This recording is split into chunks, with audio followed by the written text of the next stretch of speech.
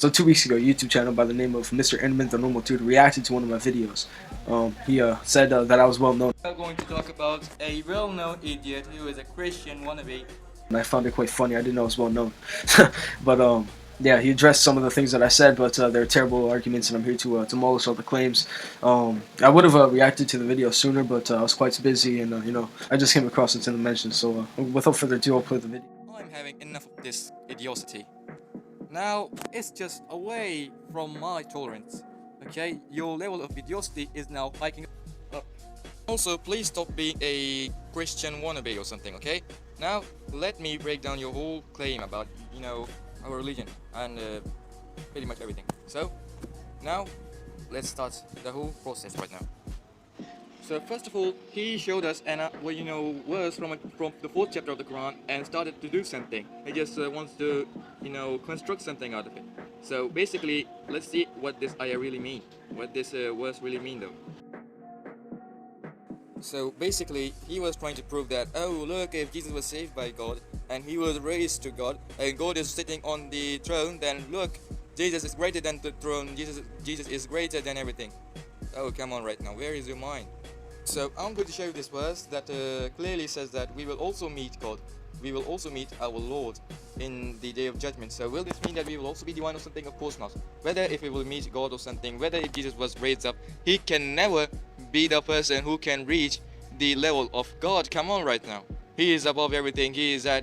This cannot be proven. Even though Jesus was so vulnerable inside these verses are clearly saying this, that Jesus was so vulnerable that he could not even save himself and he was dependent on God. So this doesn't prove anything. So first of all, let me give you some grammar, lessons. Okay, if somebody is saying that, oh, I found you, now I'm going to take you to myself, does it mean that he will take him to his house or something, or just he will simply help him to get out of this situation? Hey, just answer this.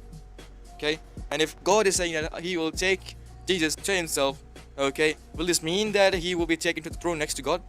Are you going to implement this? Of course not. So also according to us, if you want to play this game, so according to us, Prophet Muhammad, peace upon him, had the opportunity to raise up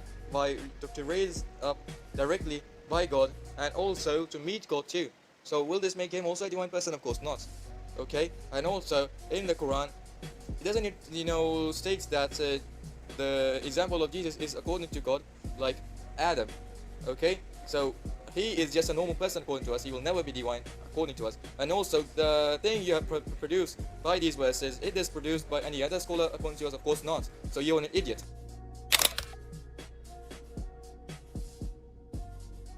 So if you want to somehow prove that Jesus is portrayed inside the Quran as a divine person, so you are just wrong again. You cannot even prove anything like this. Neither in this day, neither in the day of the great gathering. You are just going inside a blind alley that has no end, and neither a way of coming out of it. Okay? So, you're just blindfolded right now. And also, for your refutation, only one single verse is enough for you. Just read Surah Al-Ma'idah, verse number 17. Then you'll see that everything you've said is wrong. So, that's all for now. Hope we'll see you guys again. So, bye-bye, and Allah Hafiz. So in 355 of the Quran verse in question says word for word, when said, Allah, Isa, indeed I will take you and raise you to myself. Now this foolish Muslim wants to chalk this all up to Jesus being raised towards Allah and then stopped at the second heaven. He didn't make it all the way to Allah. So let's just disprove that right now, right? So he says to me, show me one scholar that agrees with your point. You think that's going to save you? Do you really think that's going to save you? Let's see. And remember, when Allah said, oh Jesus, I'm gathering thee and causing thee to ascend unto me. Where's me? Tell me where's me? And mention when God said, Jesus, I am gathering you and seizing you and raising you to second heaven. Oops, wrong, me. Where's me? Second heaven, I guess that's second heaven. Kashani, my favorite one out of all of them. I shall gather you, that is, I shall seize you unto me from among them and raise you to me, that is, to the heaven of the Spirit alongside me. Where is alongside me?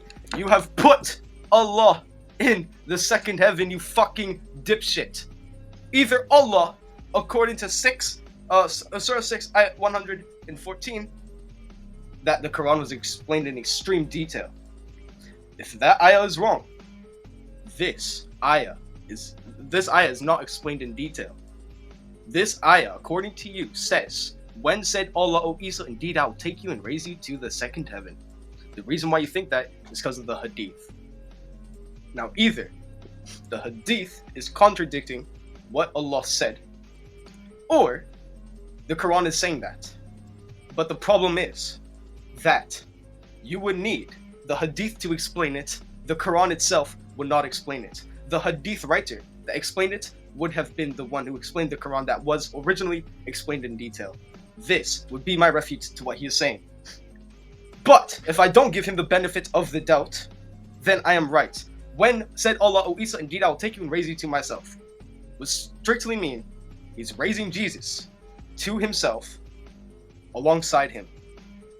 And that would mean, according to the modern Muslims, that Allah is above the seventh heaven, above creation. Everything that Allah has created is under him. Heavens, angels, jinns, whatever have you. That nothing can be on his standard. If he's taking Jesus in a physical sense, which he is, to himself, that would literally mean he's taking Jesus above creation. And creation would be under him as well. Now, if this was a metaphorical sense, we would all have to be committing metaphorical shirk. Because if this is in a metaphorical sense, Allah want us to take Jesus on the same standard as him in role and status. Because it says to myself. I'll take you metaphorically, I'll take you and raise you to myself. That's even worse. And by the way, in another surah, Surah 5, ayat 116, Jesus is in the presence of Allah and they're having a conversation. It says, word for word, and when said Allah, O Isa, son of Maryam, did you say to the people, take me and my mother as two gods from besides Allah? He said, right? So they're both having a conversation, right? It says Allah said that he said that they were having a conversation. He's in the presence of Allah. That's how I know this is a physical sense. And when he was talking about the other verse, where it says that we will all meet Allah, that is talking about the day of judgment.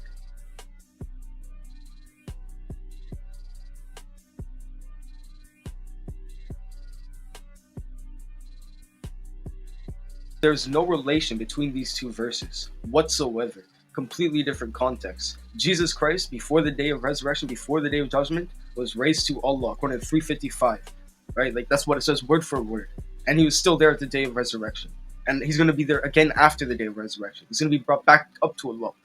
We, on the other hand, are put into if we make it to heaven, we are put on different standards. And there's 7 heavens. It's nothing like Christianity at all. There's 7 heavens and there's 7 hells. That's it. I absolutely cooked you. You're a buffoon. I showed your ignorance on your Quran and your tafsirs and your hadiths.